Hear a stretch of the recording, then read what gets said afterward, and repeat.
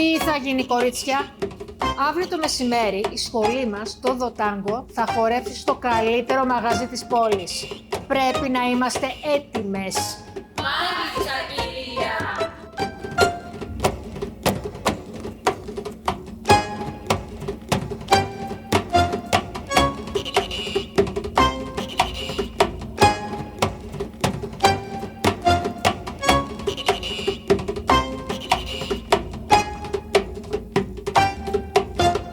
Πού είμαστε, ρε? Για τη Βραζιλία δεν ξεκινήσαμε. Πώς βρεθήκαμε στην Αργεντινή? Δεν ξέρω, ρε Μπάμπη. Εσύ δεν έβγαλες τα εισιτήρια. Μπερδεύτηκα, ρε Μπάμπη.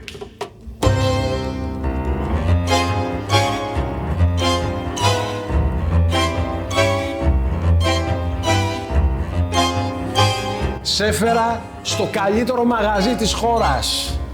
Και μάλιστα εδώ χορεύει η σχολή χορού το Τάγκο. Η καλύτερη σχολή στον κόσμο.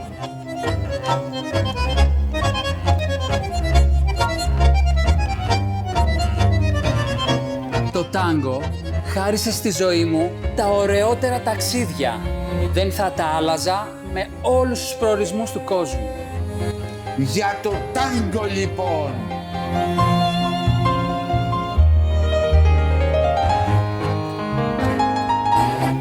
Αγαπητοί μου, απόψε έχουμε μαζί μας εδώ τιμόμενα πρόσωπα. Ποιος δεν γνωρίζει τη γλυκιά μας Χιονάτη,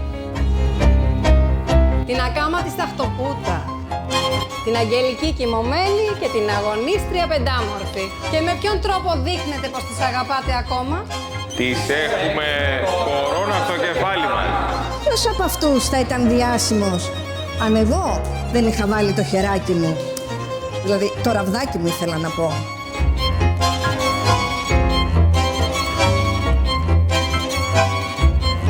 Σκεφτήκατε ποτέ παραμύθια χωρίς πριγκίπισσες, ξόρκια χωρίς μάγισσες? Εμείς κάναμε τα μαγικά μας και δέσαμε τα παραμύθια με το τάγκο, που έχει τη δύναμη να μαγεύει μέχρι και τα παραμύθια.